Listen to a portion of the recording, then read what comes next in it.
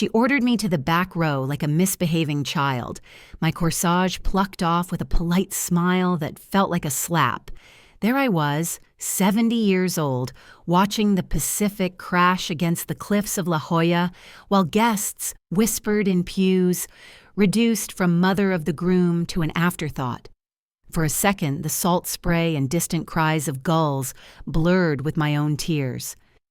Somewhere between the sea breeze and the officiant's microphone testing, I saw my late husband Paul's face in my mind, and I wondered what he would say if he could see his family divided like this on such a beautiful day.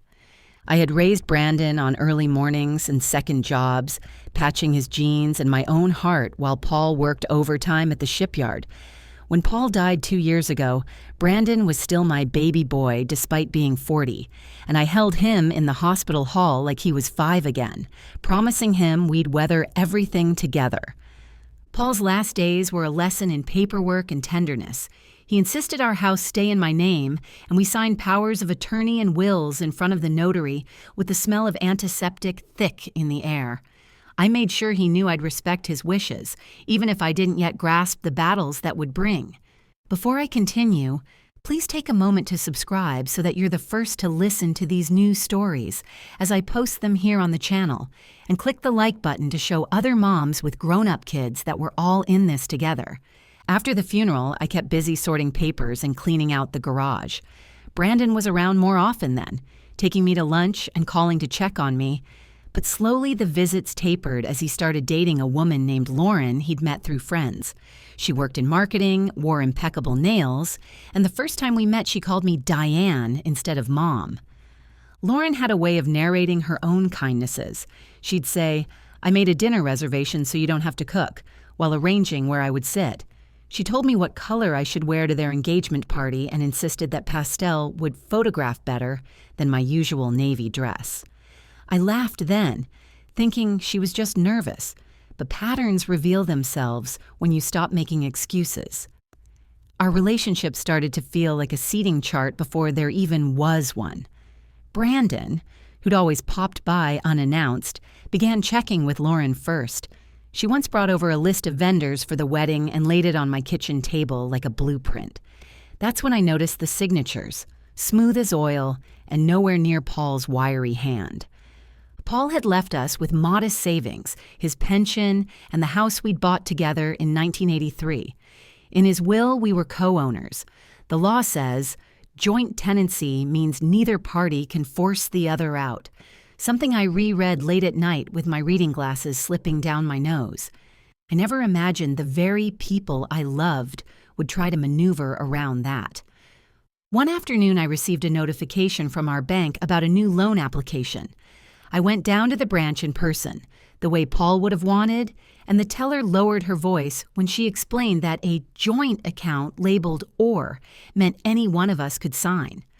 Paul had insisted on "and" accounts, requiring both our signatures after reading about how "or" accounts could be abused.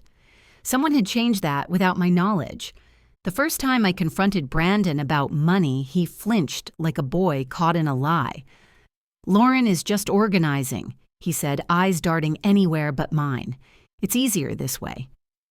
He didn't see how Lauren's organization meant removing my name from decisions. When I asked to see the vendor contracts, he waved me off and said I should trust them. I knew I wasn't crazy when I compared the vendor contract signatures to old holiday cards. The loops on the letters, the spacing. It wasn't Paul's hand. My heart pounded like I'd run up the stairs as I dug through the attic for a box of our marriage documents. In the quiet of my bedroom, with the afternoon sun casting lines across the quilt, I saw proof of forgery and felt something sharp inside me harden. Around this time, my son started avoiding my calls. When he did answer, he was breathless, apologetic, always in the middle of something. Once I overheard Lauren whisper, "Just get off the phone," in the background, followed by the click of the line going dead. The gap between us widened until even simple texts felt like shouting across a canyon.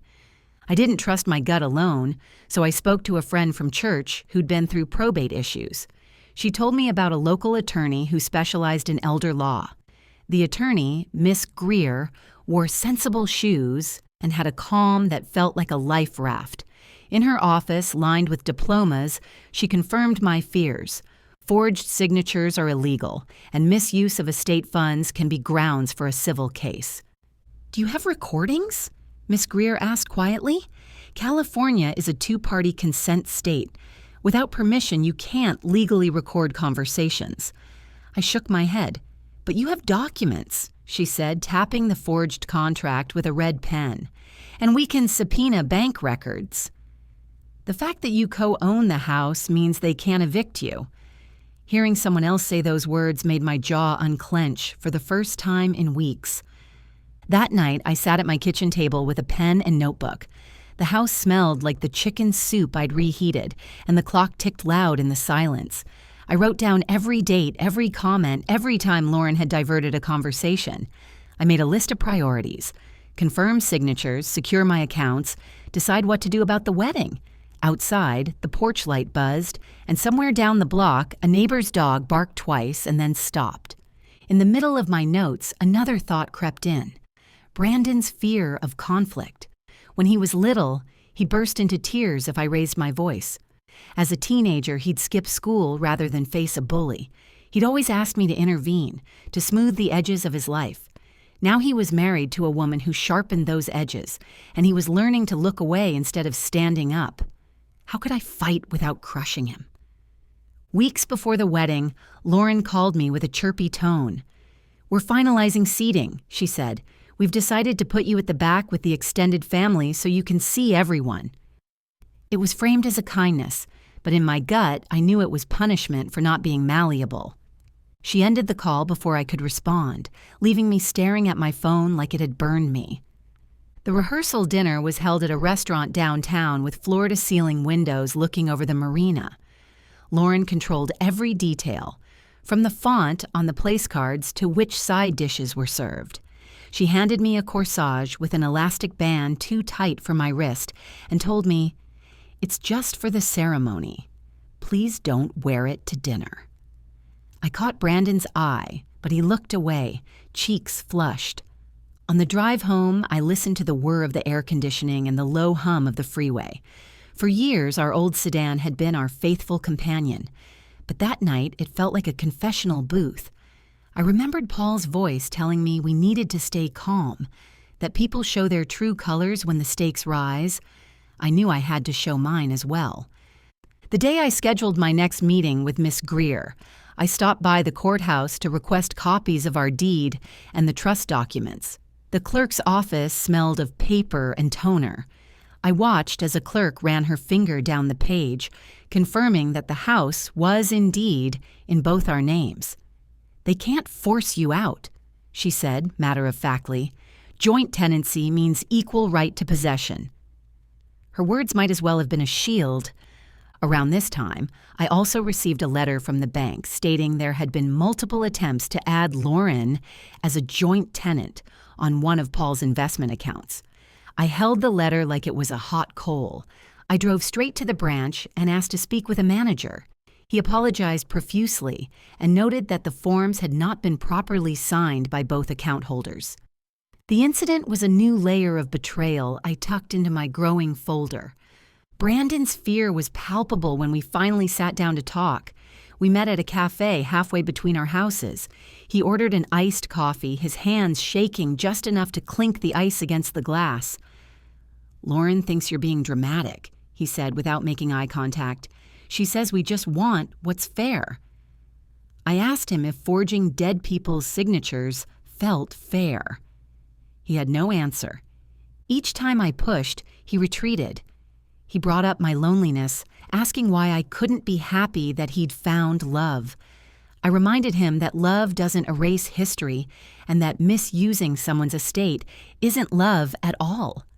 I saw in his eyes a boy who wanted to please everyone and a man who hadn't learned that doing the right thing sometimes means making someone angry. The legal timeline stretched like taffy. Miss Greer explained that once served, defendants in California have 30 days to respond to a civil complaint. We weighed whether to file before or after the wedding. Filing before risked an explosive confrontation. Filing after might make it seem like I was backing down. In the end, miss. Greer suggested a third option: serve them at the wedding when all witnesses were present, ensuring they couldn't claim they didn't receive the papers. Somewhere in the middle of this strategy session, life went on. I volunteered at the church's food pantry, handing out cans of soup and boxes of cereal. Folding laundry in my backyard, I could smell neighbors grilling burgers. At night, I watched reruns with a bowl of popcorn. Each normal moment felt precious because of the storm brewing. The first time I felt a concrete plan forming, I was in line at the grocery store. I pulled my cart behind an older couple arguing over coupons, and as I waited, my phone lit up with a fraud alert from Wells Fargo. I'd been with them for years, and a text popped up about an unusual transfer attempt. My heart raced as I tapped through, but for once it was a false alarm. Still, that ping reminded me how quickly things could change. At home that afternoon, I pulled up my account on the laptop and studied the numbers. I printed statements and highlighted any transaction I didn't recognize. I noticed multiple deposits labeled wedding vendor reimbursement that seemed larger than the invoices I'd seen. Without telling Lauren or Brandon, I reached out to the florist and caterer and asked politely for copies of their contracts. Both were more than happy to email receipts. The florist's contract had a signature that looked like Paul's, but again, the loops were wrong. The caterer's contract had my name spelled incorrectly and lacked my correct date of birth. These details might seem small, but when you're dealing with legal documents, small differences matter. I placed them side by side with authentic documents on my dining table, forming a timeline of deceit. As I dug deeper, memories resurfaced. I remembered Paul painstakingly signing documents when we refinanced the house. He would run his finger under each line and whisper, "Always read twice."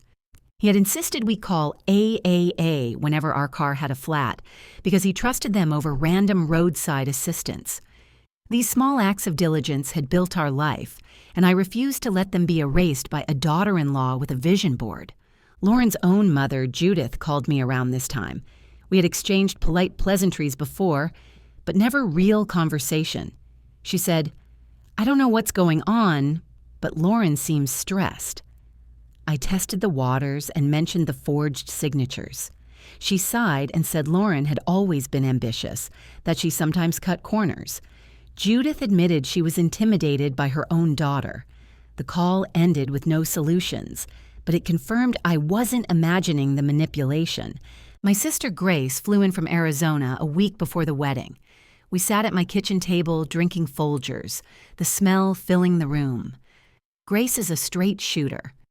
"Diane," she said, stirring her coffee, "you can't let them run over you. Serve the papers, and if Brandon chooses her over you, that's on him." Her words hurt and healed at the same time. I knew she was right. As the wedding day approached, the house filled with small dramas. My dress needed hemming, so I took it to the tailor at the mall. The seamstress pinned the fabric with gentle hands while I stared at myself in the mirror, seeing both a grieving widow and a mother ready for battle.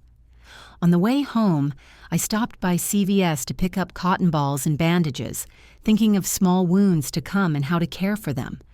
The night before the wedding, I couldn't sleep. I listened to the whir of the refrigerator and the occasional car passing outside. I thought about the vows they would make and the vows I would break by interrupting. I thought about Brandon's first steps and the first time he drove our Ford pickup down the driveway. I thought about how sometimes love means letting someone hit bottom on their own and hoping they climb back up. When I finally drifted off, I dreamed of Paul. He stood at the edge of the cliff where the ceremony would take place, the wind tugging at his jacket. He didn't speak, but his eyes were steady and calm. When I woke up, there was a sense of clarity. Whatever happened, I would be acting not out of spite, but out of defense of his memory. Morning arrived with fog rolling over the cliffs and a text from Lauren reminding me of the ceremony's call time. I ironed my dress, pinned my hair back, and drove to the venue early. My friend Carol drove with me, her gray hair pinned into a bun. Carol was the one carrying the official paperwork. She had agreed to hand them to the process server at the right moment. We rehearsed the plan in the car like we were about to stage a play. As guests arrived, servers carried trays of champagne, and a trio of musicians plucked strings under a white gazebo. Lauren appeared in a fitted white gown, radiant and stiff. She gave me a quick hug, her eyes scanning past me to see who else had arrived. "You're sitting in the back left," she whispered, "and please don't wear the corsage until I tell you." I nodded, feeling the paper in my purse like a burning coal. The officiant, a family friend, began with the usual platitudes about love and partnership. I sat 2 rows from the end, my view obstructed by a tall cousin I didn't recognize. I could smell the ocean and the mingled scents of sunscreen and floral arrangements. Each word stretched like a rubber band in my mind, because I knew what was coming. At the moment of vows, the officiant asked if anyone had any reason these two should not be joined. I took a deep breath, but before I could stand, the process server, a polite man in a dark suit, walked down the aisle.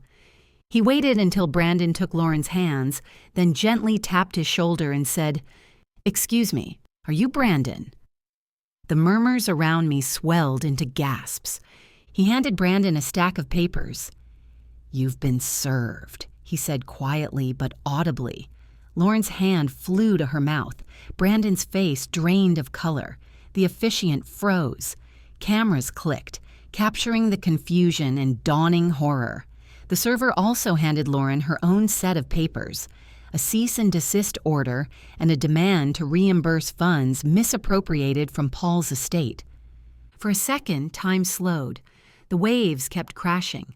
A gull swooped low, indifferent. I stood up then, not to apologize, but to speak.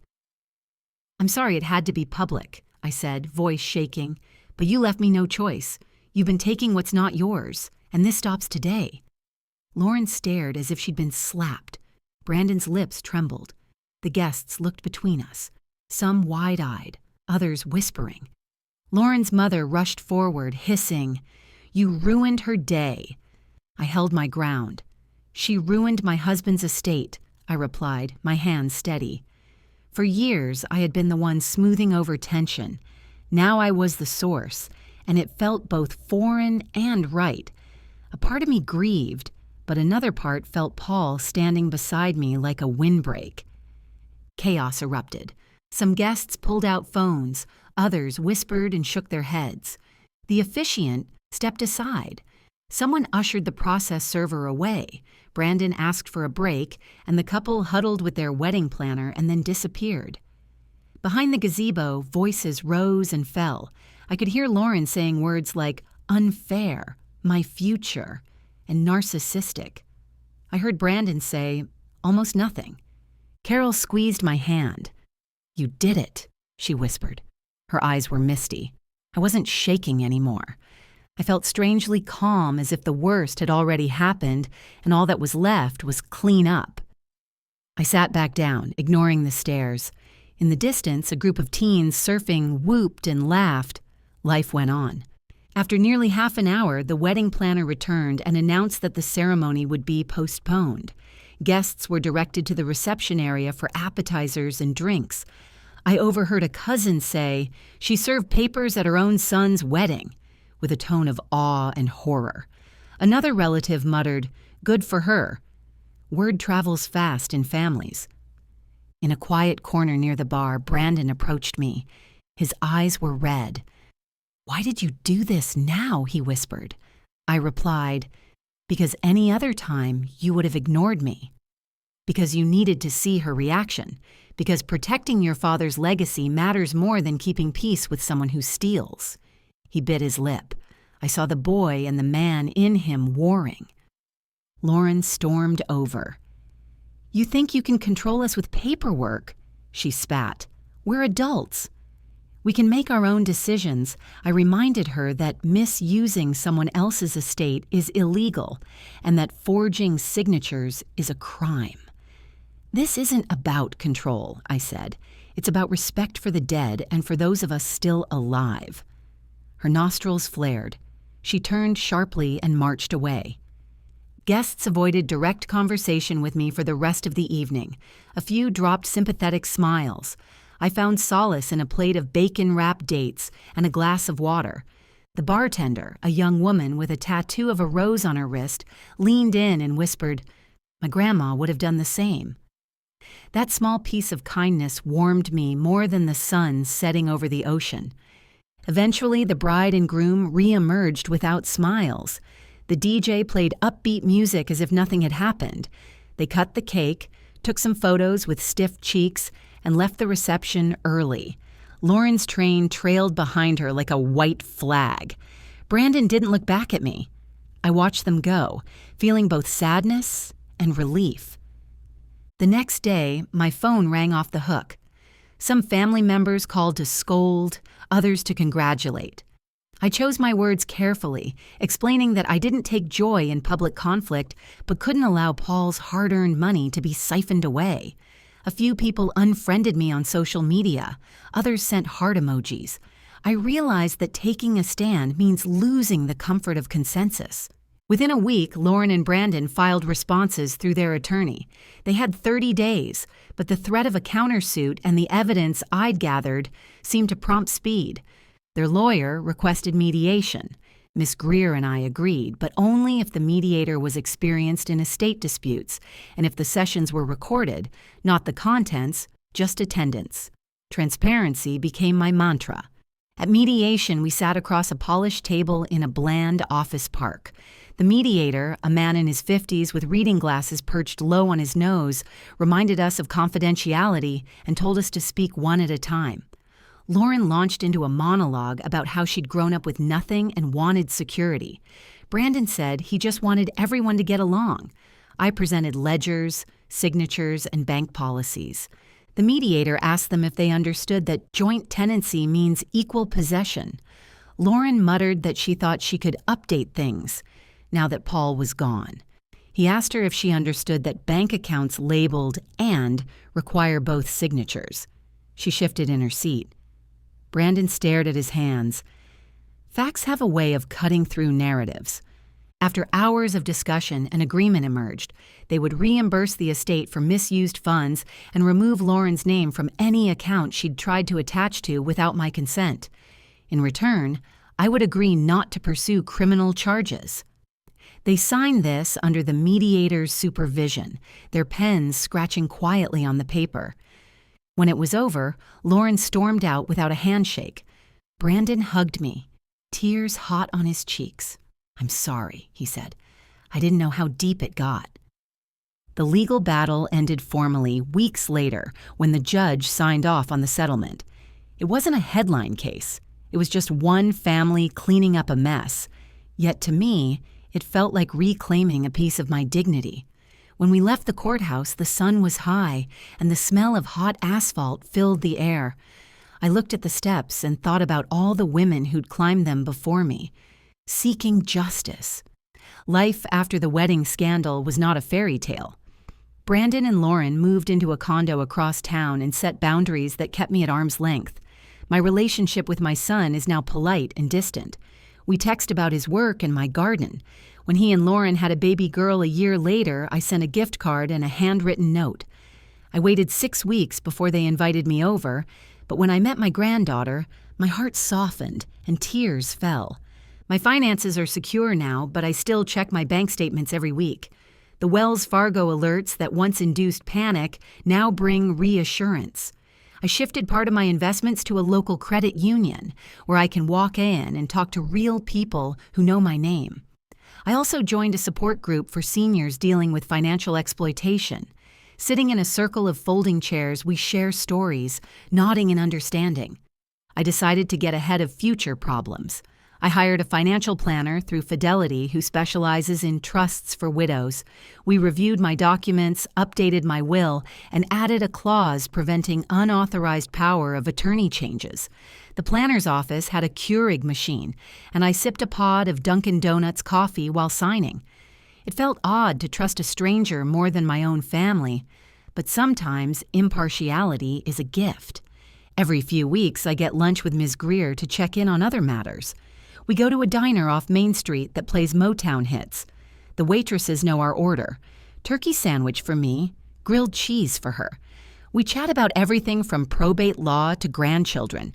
I once joked that I should hang a shingle outside my house to counsel other widows. She smiled and said I already do. Grace convinced me to attend an estate planning workshop at our library. The room was full of women with gray hair and men gripping thick folders. I shared my story, leaving out names but emphasizing the importance of reading every document and never assuming. After the workshop, a woman approached me and thanked me for giving her the courage to question her son about a strange loan application. The ripple effect of one act of bravery can't be measured in dollars. To stay active, I started walking laps at the mall when summer heat pressed down on our neighborhood. I'd pass by the food court, smell the cinnamon rolls, and resist the urge to buy one daily. Sometimes I'd stop into Kohl's to admire kitchen gadgets I didn't need. Once I purchased a new crock pot on sale. The clerk chatted about her own mother and we exchanged recipes. These mundane errands were part of rebuilding a sense of normalcy. When my back started aching from too much gardening, I went to Walgreens for some Voltaren gel. The pharmacist asked if I needed anything else, and I smiled, thinking of how many small kindnesses I'd encountered at counters like hers. I understood now why older women in line strike up conversations with strangers. Sometimes those brief exchanges are the day's main human connection. Friends encouraged me to take a trip. For years, Paul and I had dreamed of visiting Mount Rushmore, but never did. I booked a bus tour through AARP Travel and packed my suitcase with more clothes than I needed. On the bus, I sat next to a retired teacher from Ohio who taught me card games. We laughed under the carved granite faces, two widows marveling at history and our own resilience. Back home, I kept up with my church's outreach work. We assembled food baskets, knitted blankets, and delivered meals to homebound seniors. I found joy in small acts of service. One afternoon, I drove our van to deliver groceries to a woman who reminded me of myself a year ago, worried, tired, and determined. She clutched my hand and whispered, "Thank you." In that moment, I felt a quiet connection to something bigger than legal battles. I also started attending a support group for parents of estranged adult children. We sat in metal folding chairs in a community center that smelled of coffee and old carpet. Each person took turns speaking. A man described a son who moved to another state and never calls. A woman cried about a daughter-in-law who banned her from Christmas. I shared my story and listened to others, realizing we were all grasping at threads of connection in a society that sometimes tears families apart. On Saturdays, I volunteer at a free legal clinic run by our county bar association. I'm not a lawyer, but I greet clients, make coffee, and share my own experiences when asked. I've watched single moms, veterans, and grandparents walk in with stacks of papers, eyes wide with anxiety. I hand them clipboards and say, "You have rights. We'll help you find them." The satisfaction I get from volunteering there surprises me. My son calls occasionally. He once asked if I could babysit his daughter when their nanny fell through. I said yes before he finished the sentence. Holding that baby in my arms, rocking her while her parents sat in another room on a conference call, I felt the circle of life tighten and loosen at once. Love is complicated. Boundaries make it possible. Lauren and I rarely speak. When we do, it's polite and clipped. She once asked me for a recipe, and I emailed it with no commentary. She sends out Christmas cards with the baby's picture. I stick them on my fridge. I don't expect a deep relationship with her, and that acceptance feels like freedom. Not every story resolves with a hug. Some resolve with clear lines and cordial nods. I upgraded my car last year. After decades of driving our Camry, I bought a pre-owned Lexus RX from a dealer nearby. The saleswoman was my age and understood my hesitation. We took a test drive down PCH, the leather seats cool against my back. Signing the paperwork, I remembered Paul's admonition, read twice. I read every line, asked every question, and left with a sense of agency that felt intoxicating. When my roof started leaking during a rainstorm, I called my neighbor's handyman instead of my son. We went to Home Depot together to buy shingles and nails. In the lumber aisle, the smell of fresh-cut wood filled my nose. I knew the cost would be worth the independence. As we hammered in new shingles, I thought about how empowerment sometimes looks like tar paper and sweat. I also switched my insurance to GEICO after comparing quotes. The agent on the phone was patient, explaining every line of coverage. She laughed when I told her I was now more likely to read a policy than a novel. My monthly premium decreased, and I felt like I'd pulled off a small heist. I texted Grace about it, and she replied with a clap emoji. In the evenings, I sit on my porch with a glass of iced tea and watch the neighborhood kids ride bikes. I've become the unofficial watcher, the older woman who waves and reminds them to look both ways. Sometimes I see Brandon drive by on his way to work. He honks softly. I wave. It's a rhythm that both acknowledges our bond and respects our distance. Holidays are the hardest. Thanksgiving used to be a full house. Last year I made a small turkey breast and invited Carol and Grace. We went around the table naming things we were thankful for. I said, boundaries and second chances. Carol said, friends who become family. Grace said, sisters who find their voice. We toasted with sparkling cider and laughed until our sides hurt. Earlier this year, I received a letter from Brandon. Inside was a photograph of my granddaughter with crayon scribbles on the back that said, Nana. Tears sprang to my eyes. There was also a note from him. Mom, I'm sorry it took me so long to see things clearly. Thank you for standing up when I couldn't. Those words were a balm I hadn't known I needed. We're rebuilding slowly. Brandon invites me to his house for Sunday dinners sometimes. Lauren often works late those nights, and I think it's easier for both of us. My granddaughter and I bake cookies, and I let her lick the spoon like I used to let Brandon. There's a photo on their fridge of Brandon and Paul fishing when he was a teen. Next to it is a photo of Lauren's family. It's messy, but it's real. Looking back, I sometimes wonder what would have happened if I'd swallowed my anger and stayed silent. Maybe they would have siphoned away everything Paul worked for. Maybe I would have become a ghost in my own life. Standing up in that white gazebo felt like tearing fabric, but it also felt like stitching a different pattern. You don't always get to choose the battles, but you can choose to fight for your own worth. I know now that revenge isn't about hurting others. It's about restoring balance. Serving papers between vows wasn't petty. It was a declaration that boundaries matter. It was a message to my son that he deserves better than to be bullied by the person he loves.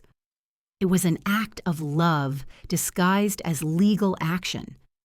Revenge, in my experience, is simply justice delayed until you find your courage. So when older women ask me for advice at church or the grocery store, I tell them, document everything, trust your instincts, and don't be afraid of being called dramatic. The world prefers women of our age to be quiet and agreeable. I decided to be loud and factual instead. The letters, the contracts, and the law were my sword and shield. I also tell them to integrate life's joys in the midst of battles. Make that run to Costco for a rotisserie chicken and laugh at the size of the carts. Fill your gas tank at Shell and relish the smell of coffee from the convenience store. Call your granddaughter on a Sunday afternoon and ask about her day. These small pleasures ground you when the storm rages. When I think of Paul now, I don't just remember his last breaths in that hospital room. I remember his laugh when he barbecued in the backyard, his grip on a paper map during our road trips, and the way he always held my hand in the grocery store parking lot. I honored him not by visiting his grave, but by protecting the life we built together. The cliffside wedding feels like a lifetime ago, yet the memory is sharp. I can still feel the scrape of the folding chair on my calves, the weight of the papers in my purse, the collective gasp when the process server spoke. I can still smell salt and roses. But I also remember the calm after, the decision to rebuild. Every story needs a climax. Ours just happened to be captured on a wedding video. I've since watched that video exactly once. A friend sent me a link and I debated before clicking. I saw myself stand up, small and sturdy, voice shaking. I saw Lauren's mouth form an O. I saw Brandon's eyes widen. I heard my words, plain and strong. I closed my laptop, heart pounding, and realized that watching myself stand up for my own dignity was more healing than any apology I could receive. People like to ask, would you do it again? The answer is yes. Not because it was fun, believe me, I still blush at the thought of the whispers, but because it was necessary. I learned that sometimes the only way to stop a runaway train is to pull the emergency brake, even if sparks fly and passengers complain. The laws exist for a reason. They're the guardrails for our relationships when love alone isn't enough. If you ever find yourself sitting in the back row of your own family story, shoved aside by someone who thinks they can rewrite history, remember this: you have the right to stand up. You have the right to call out wrongdoing, even if your voice shakes. And if you have to serve papers between the vows to protect your late husband's estate, do it. The fallout may be messy, but peace built on lies isn't peace at all. My name is Diane, and this is my story. What would you have done in my shoes? Share your thoughts, and tell me where you're listening from. After sharing my story, life kept unfurling in ways both mundane and meaningful. I started attending county meetings about elder abuse, my fingers tapping a ballpoint pen as officials discussed budgets. Sitting under fluorescent lights, I felt a new purpose brewing, a sense that my voice didn't end at my own driveway. At those meetings, I met other women who had fought similar battles. One had lost her house to a predatory nephew. Another had been tricked into signing over a deed. We swapped stories over stale cookies and styrofoam cups of coffee, and I realized my experience could be a bridge rather than a scar. Inspired, I organized a potluck at our church to raise awareness about financial exploitation. The fellowship hall smelled of casseroles and brownies, and our pamphlets piled beside the coleslaw. I stood at the podium, hands shaking less than before, and recounted not just my grievances, but the steps I took to reclaim control. People listened, nodded, and scribbled notes. One woman approached me afterwards with a stack of bank statements and tears in her eyes. She whispered that her daughter had taken out a second mortgage on her home without telling her. We sat side by side on a folding chair, reviewing numbers while the hum of conversation continued around us. I recommended she speak to Miss Greer and to trust her instincts. In the weeks that followed, I began mentoring at the free legal clinic more regularly. I learned to photocopy documents, calm anxious clients, and not take on their burdens fully. Each story was a reminder that greed wears many faces, and each solution, though sometimes incomplete, made me feel less like a passive victim and more like a participant in my community. I also found myself at the grocery store one afternoon when I spotted Lauren in the produce aisle. My heart jumped, but I steadied myself. She glanced up, recognition flickering across her face. We both reached for the same bunch of cilantro. "Go ahead," I said, forcing a smile. She nodded, said nothing, and walked away. It wasn't a reconciliation, but it was the absence of venom. Encounters like that reminded me that healing is often awkward. Later, in the parking lot, I sat in my car and breathed deep. The car smelled of air freshener and the apples I'd just bought. I texted Grace. Ran into her. Survived. She replied with a thumbs up and a heart. Small victories matter. There were other quiet battles. A cousin I hadn't spoken to in years called asking for a loan to start a business. The déjà vu was palpable. I politely declined, explaining that my finances were now tied up in long-term care planning. It felt good to say no without guilt, and it taught me that saying no is sometimes the kindest thing you can do, for yourself and for others. Physical health became more important as I aged. One morning, I woke with a sharp pain in my side and ended up in urgent care, the fluorescent lights harsh on my tired eyes. It turned out to be kidney stones, an ordeal that left me exhausted but grateful. Lying on that paper-covered exam table, I thought about how our bodies sometimes shout when we've been ignoring whispers. During recovery, I rediscovered hobbies I'd neglected. I pulled out Paul's old vinyl records and let Motown fill the living room. I dusted off my sewing machine and mended a quilt.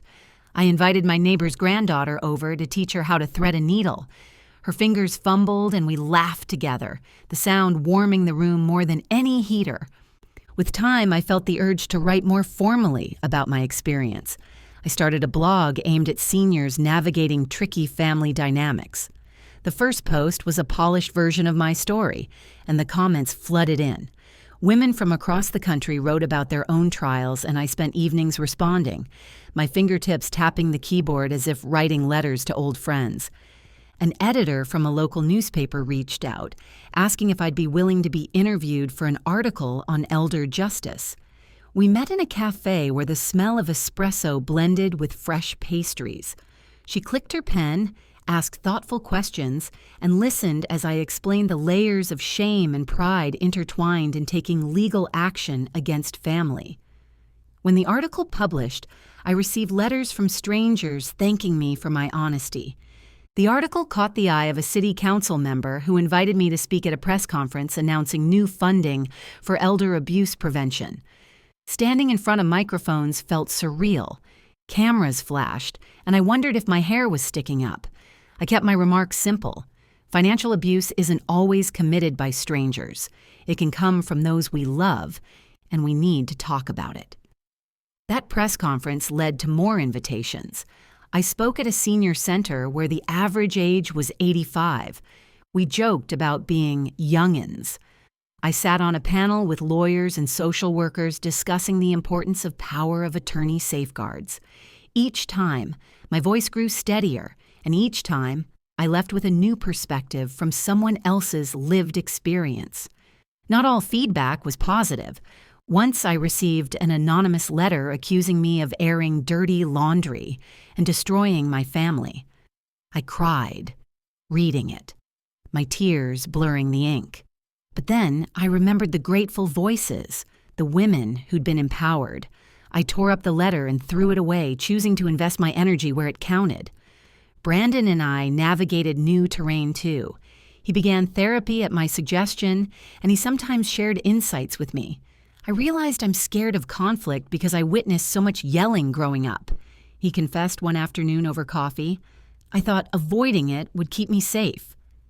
I apologized for the times I'd raised my voice, and we both sat in the silence that followed, letting honesty settle between us. Lauren, for her part, seemed to soften around the edges with motherhood. At a family picnic, I watched her kneel beside her daughter, patiently wiping ketchup off her chin. There was no hint of the woman who'd once dismissed me with a flick of her wrist. People evolve. Our relationships can too. But forgiveness doesn't mean forgetting. It means moving forward with eyes open. My granddaughter, now a toddler, became the light of my life. She called me Nana and loved to play with the costume jewelry I kept in an old cookie tin. Watching her pudgy fingers clasp plastic pearls, I thought about the passage of values across generations. I hoped she'd learn strength and kindness from me, and boundaries and integrity from the story that preceded her. Grace and I took a road trip down the coast one fall, our car filled with snacks and laughter. We stopped at beaches, dipped our toes in cold water, and reminisced about our childhood. At a roadside diner, we split a slice of cherry pie and talked about what we'd learned.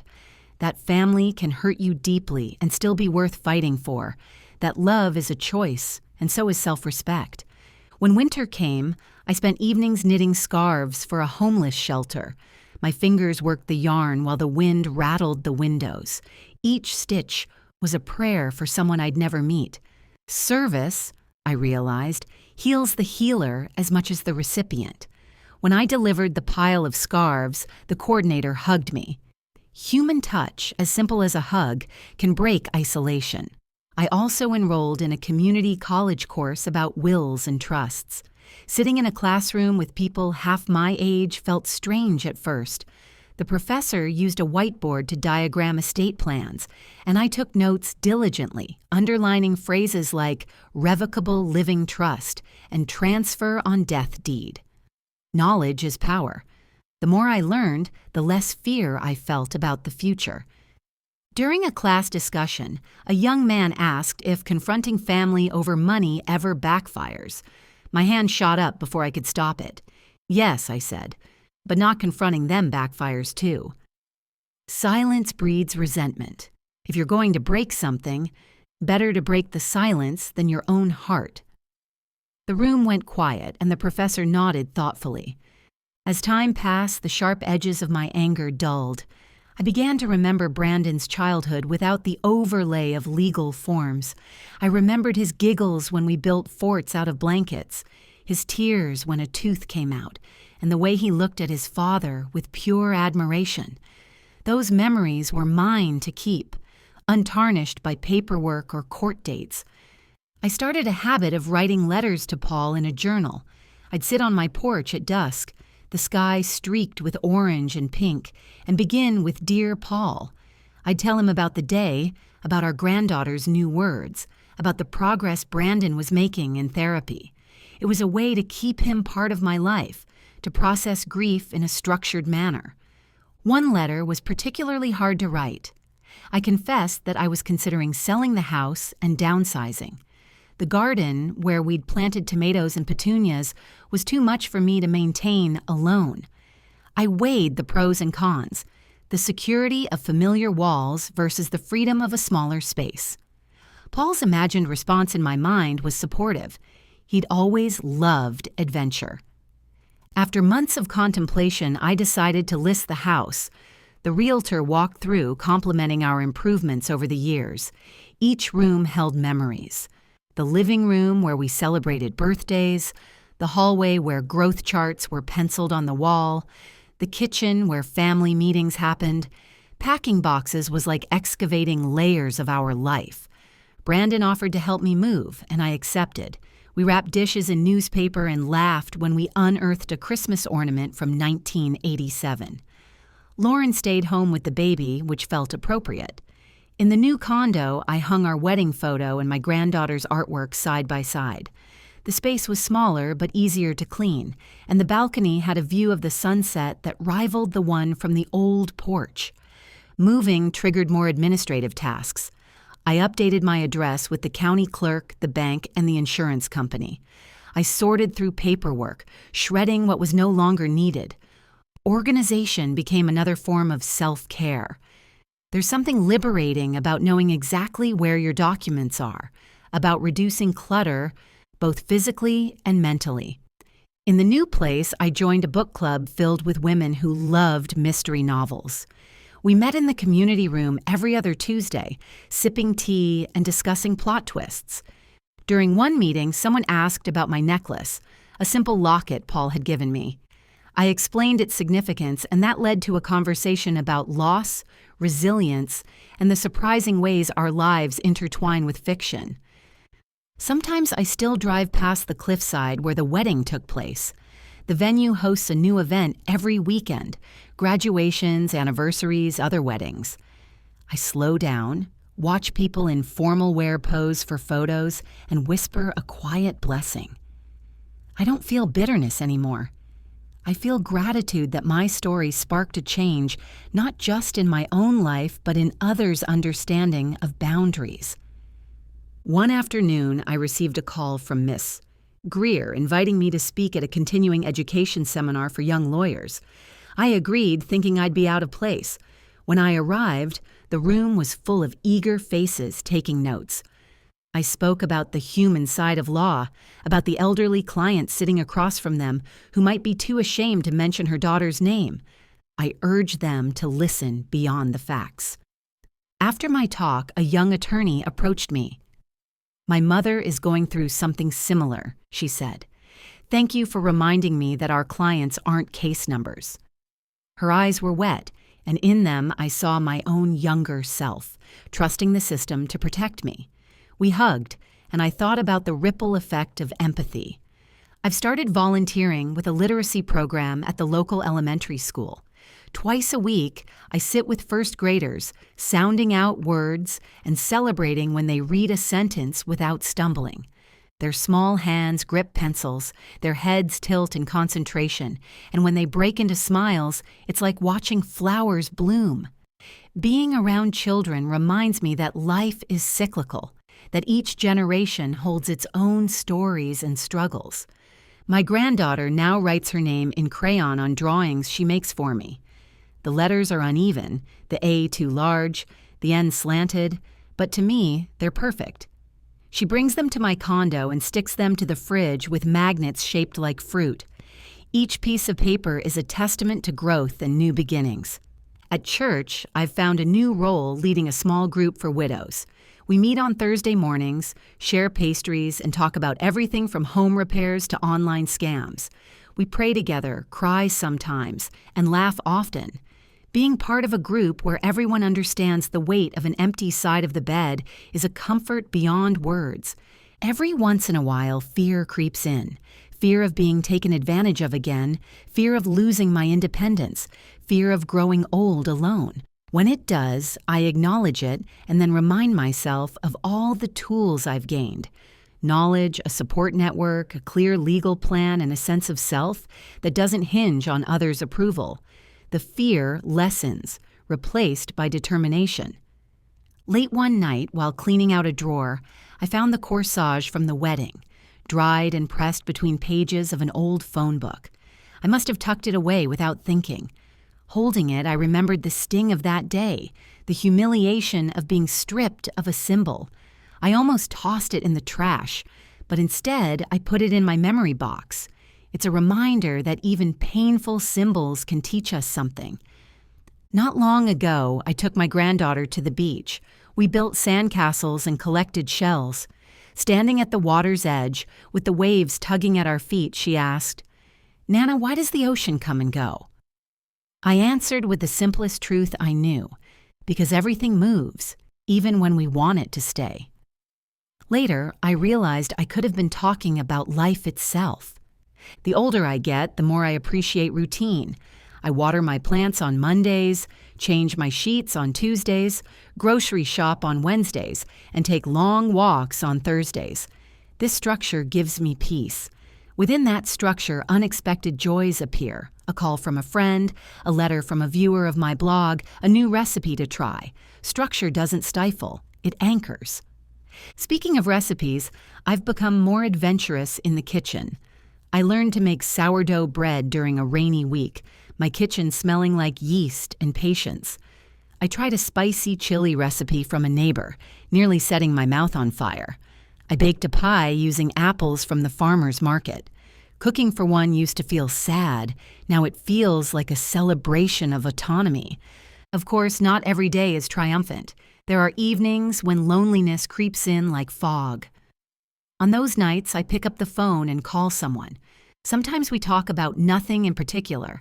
Sometimes we revisit memories. Sometimes we sit in silence, each of us on our end of the line, comforted by the shared knowledge that we're not alone. When I feel physically restless, I turn on music and dance in my living room. I close the curtains so the neighbors don't think I've lost my mind, and I sway and twirl until my breath comes in short bursts. Movement reminds me I'm alive. Somewhere along the way, I learned that healing isn't only about paperwork and conversations. It's about inhabiting your body fully. I also explored genealogy. I signed up for an online ancestry service and traced Paul's family back to settlers in the Midwest. I discovered my own ancestors emigrated from Ireland during the potato famine. Learning about the resilience in our bloodlines gave me perspective. We are the sum of countless survival stories, and we owe it to them to stand tall. One surprising benefit of my ordeal has been reconnecting with distant relatives. Cousins I'd lost touch with reached out after reading the newspaper article. One invited me to her son's graduation, another asked for advice on dealing with her own in-laws. We reestablished connections over stories and laughter, building a network that feels both old and new. Every year on Paul's birthday, Brandon and I visit his grave together. We bring flowers, Paul always loved marigolds and stand in comfortable silence. Lauren stays home, watching our granddaughter. After a few minutes, we share memories and sometimes tears. Those visits are bittersweet, but they remind us that grief and gratitude can coexist.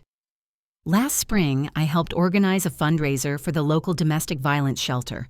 We held a silent auction and community dinner. I donated one of my quilts.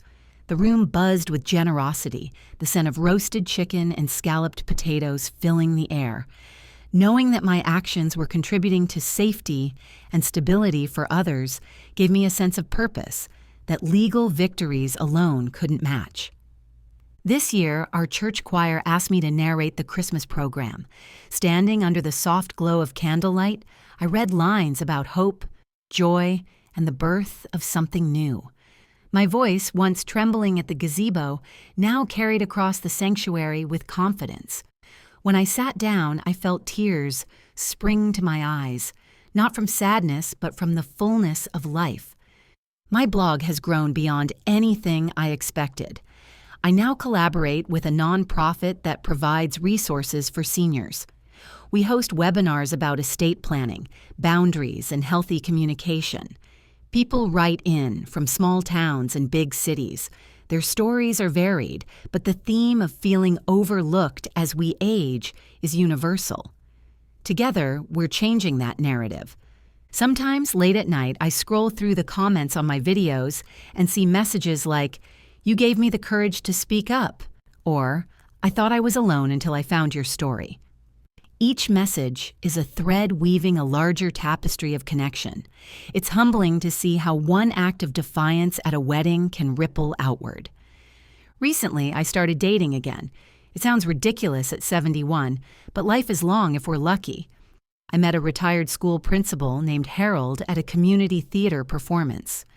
We bonded over our love of classic films. He's gentle and patient.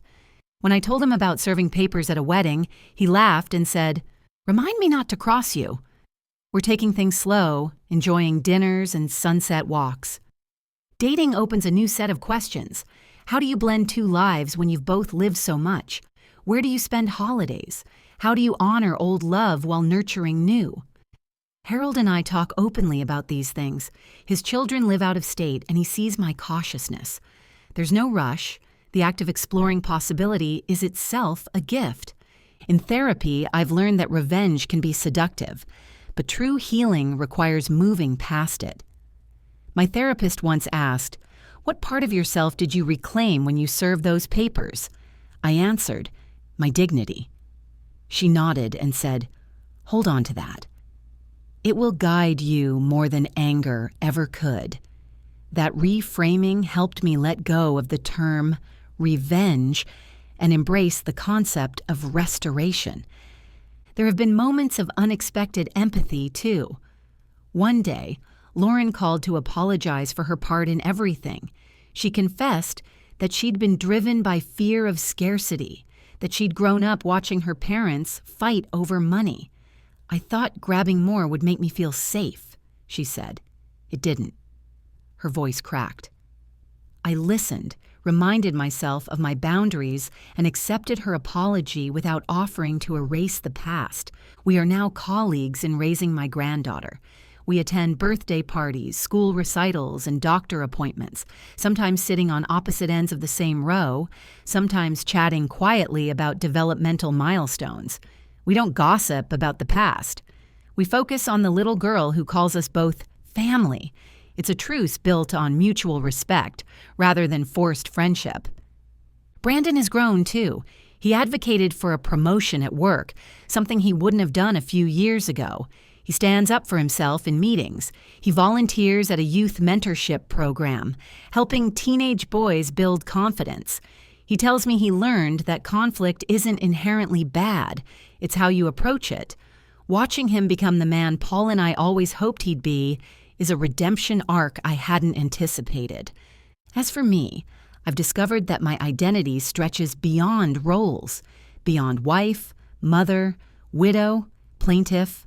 I am a friend, a sister, a neighbor, a writer, an advocate, a gardener, a student, and occasionally a dancer in my living room. Knowing this makes me less susceptible to being defined by how others treat me. It also allows me to meet the world with curiosity instead of guardedness. One chilly morning, as I watched the sunrise from my balcony, I realized I no longer felt the urge to replay the wedding scene in my mind. The anger had settled into something softer, a memory with rounded corners. I could appreciate the absurdity of it, the clash of lace and legalese, the shock on the videographer's face. It had become a story I tell not to relive pain but to illustrate a lesson. That lesson, distilled, is this: boundaries are an act of love. They protect us and those around us. They show our children how to stand up for themselves. They remind others that we value ourselves. Serving papers between vows wasn't me tearing my family apart. It was me drawing a line in the sand and saying, "Here, no further." In doing so, I provided a map for those who come after me. So now, when I fold laundry or water my succulents, I sometimes whisper to myself, "Here, no further." Not as a declaration of war, but as a reminder of self-respect. It's a mantra that fits equally well in a court setting and a quiet kitchen. It's the through line connecting my past to my present, guiding my choices and my relationships. The journey has not been linear. There have been setbacks and leaps forward, moments of courage and times of hesitation. But the trajectory has always been toward clarity and self-worth. If I could leave you with one thought, it's this: life's biggest storms sometimes reveal our most powerful inner resources. And sometimes those resources can be activated by something as simple as standing up in the back row and saying, "Stop." Thank you for walking through my extended story with me. Your presence in this community reminds me that no one heals alone. We learn, we grow, and we set boundaries together. And when we share our stories, we offer a lifeline to someone who might be sitting in the back row, wondering if they have the right to stand. They do. You do. We all do. Even after all this time, life continues to surprise me. Harold and I took a train trip up the coast to celebrate his 75th birthday. We watched cliffs give way to redwood forests through wide windows, sipping coffee and sharing stories from our youth. As the train rocked gently, I realized that starting new chapters doesn't erase old ones. It adds depth to the book. On that trip, we visited a small town famous for its glass beach. We walked along the shore, picking up smooth pieces of sea glass in shades of green, brown, and clear. I pocketed a few pieces as reminders that even broken things can be transformed by time and pressure into something beautiful and treasured. We also stayed at a bed and breakfast run by a woman in her 60s who had left corporate life to follow her dream. Over homemade pancakes, she told us her story of reinvention. It reminded me that courage isn't always loud and public. Sometimes it's quietly choosing a different path when the first one no longer fits. Back home, I continued to receive letters from viewers. One man wrote about serving papers at his sister's baby shower after discovering she'd forged their mother's signature on a deed. Another woman shared her fear of confronting a spouse about hidden debts.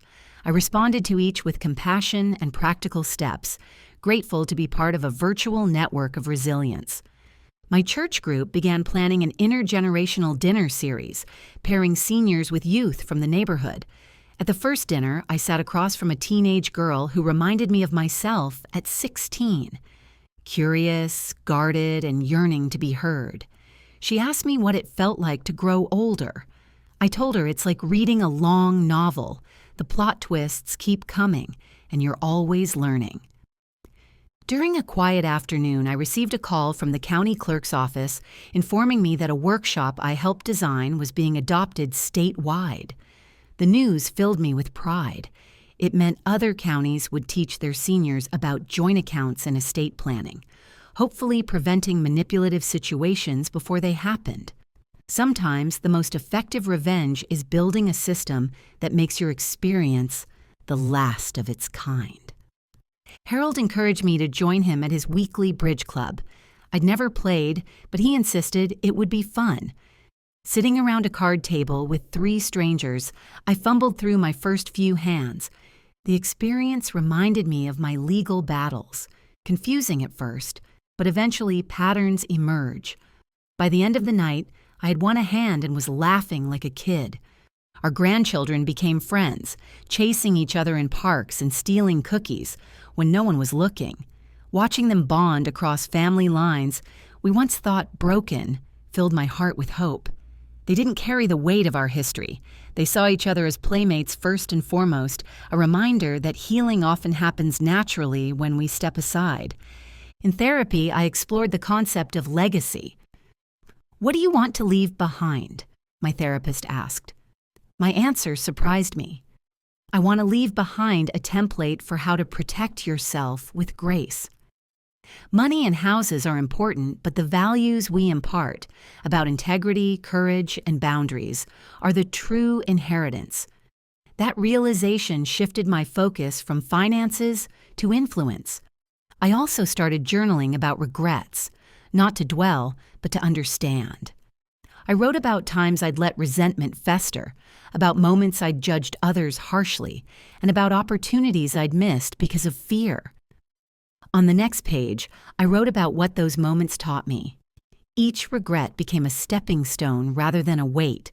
One sunny Sunday, I hosted a backyard barbecue at my condo's common area. Neighbors, old friends, Grace, Brandon, Lauren, the baby, and Harold all came. The smell of grilled burgers filled the air. Laughter echoed. At one point, Brandon and I found ourselves alone by the cooler. He thanked me again. "For more than the legal stuff," he said. "For showing me that standing up doesn't mean abandoning love." I smiled, looked over at Lauren playing with her daughter, and felt a softness I didn't expect. Maybe this was the slow thaw after a long winter. Not everything would be perfect, but we were no longer frozen in resentment.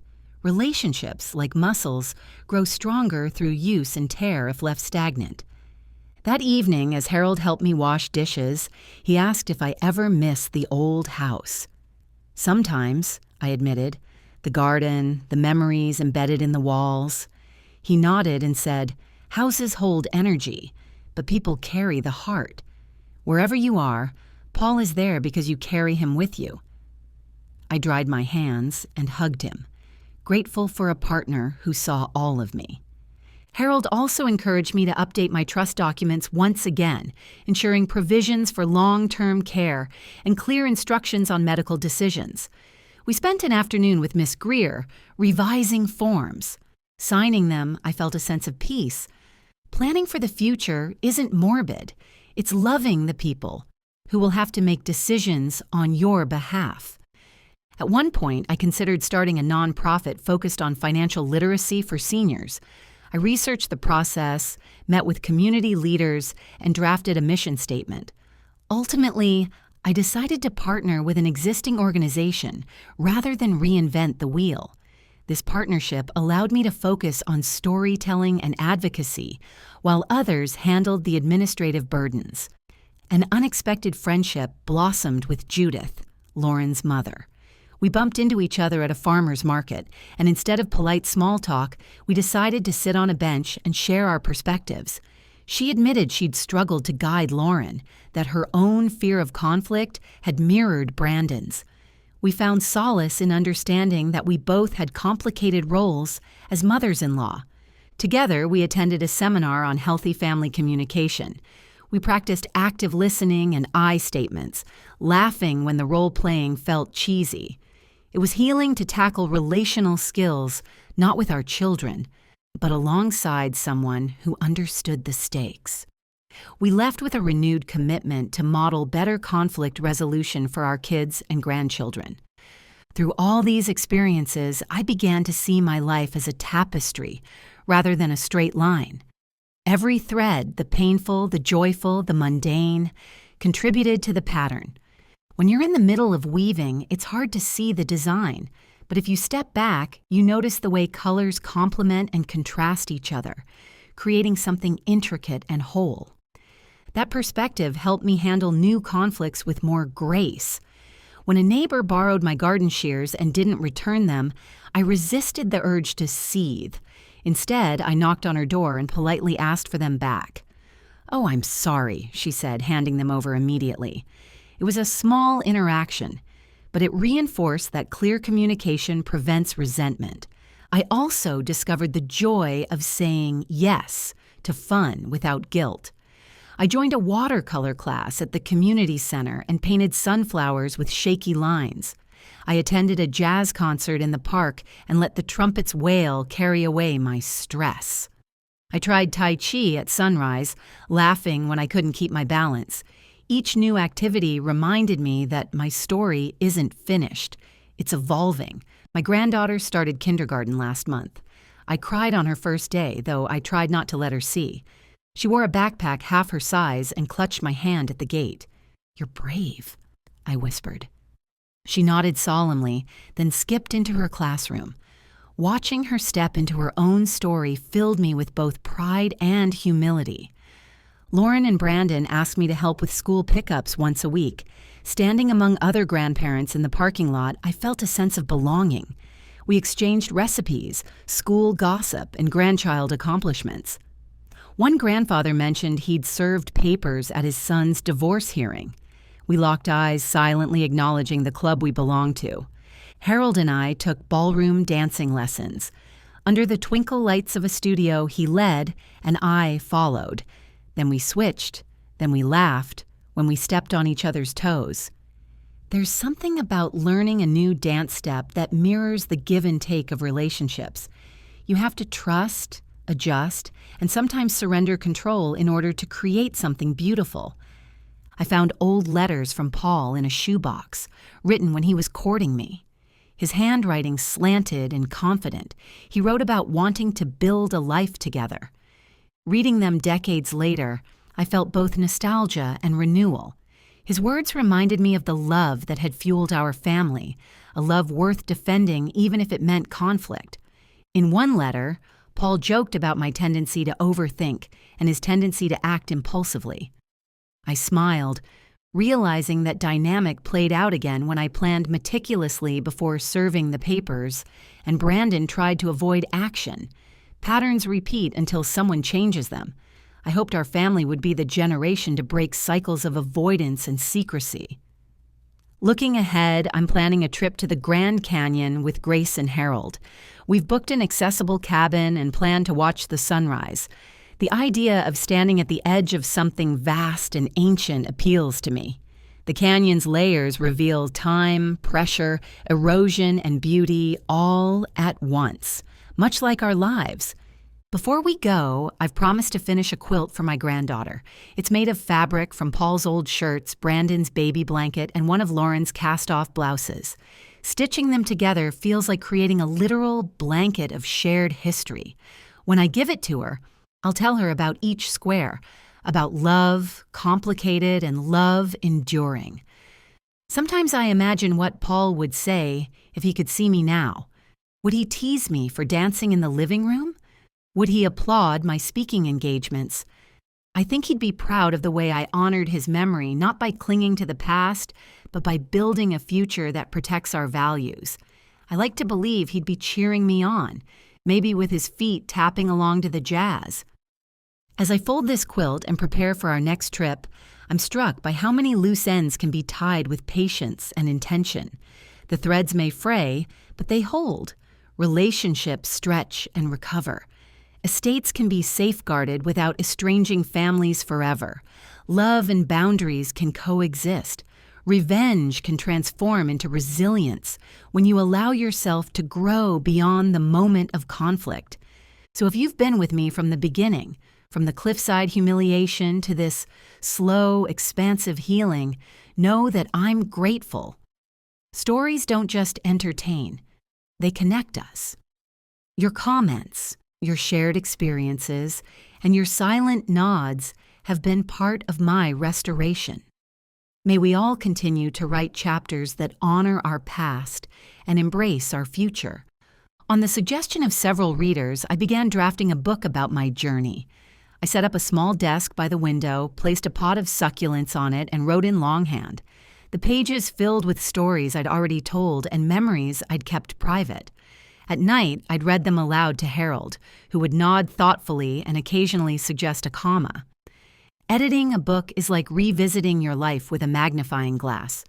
I discovered parts of my story I'd glossed over, moments of pettiness or unexpected grace. I wrestled with whether to include certain details about Lauren or Brandon, eventually deciding to prioritize empathy over embarrassment. The goal wasn't to settle scores, it was to provide a roadmap. Once I spoke at a high school career day about elder law and advocacy. The teenagers fidgeted at first, but when I described standing up at a wedding, their eyes widened. Some leaned forward. Afterwards, a young woman approached me and said, "My grandma is dealing with something similar. I'm going to send her your videos." The idea that a new generation could learn from my experience thrilled me. Life also required practical adjustments. My hearing started to fade, so I got fitted for hearing aids. The audiologist's office smelled sterile and kind. When I first put the devices in, the world seemed loud. Birds chirped, leaves rustled, and my own footsteps echoed. Hearing clearly again made conversations easier and reminded me that care for oneself is an ongoing process. Dealing with neighbors became a test of my communication skills. A new family moved in upstairs with 2 toddlers who loved to run at 6 a.m. Initially, I seethed. Then I remembered my own advice. I baked cookies, knocked on their door, introduced myself, and kindly explained the noise issue. They apologized, laid rugs down, and invited me over for dinner. Boundaries sometimes open doors instead of closing them. One drizzly afternoon, I found a stray kitten huddled under a bush near my condo. I coaxed it out with a piece of turkey and wrapped it in a towel. At the vet, I learned she was healthy but needed a home. I named her Ginger for her orange fur. Caring for her brought new routines and unexpected joy. She now sits on my lap while I write, purring like a tiny engine. Organizing became a hobby. I created a memory box for each decade of my life, filling it with concert tickets, photographs, and handwritten notes. Sorting through these items was like time travel. It allowed me to place the wedding fiasco in a broader narrative, one that included road trips, birthdays, first jobs, and late-night talks with friends. Seeing the full tapestry kept me grounded. I also decided to become a volunteer court observer.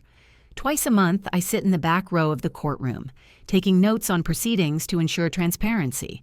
Watching judges, lawyers, and defendants interact reminds me of the importance of due process and accessible systems. It's a full-circle moment. Once, I was a plaintiff, seeking justice. Now, I witness others navigating their own storms. As I wrap up this story, I'm reminded of the roller coaster it has been. From humiliation at a wedding to empowerment in a courtroom, my journey shows that resilience blossoms when you speak up and surround yourself with supportive people. Thank you for walking beside me through every twist and turn.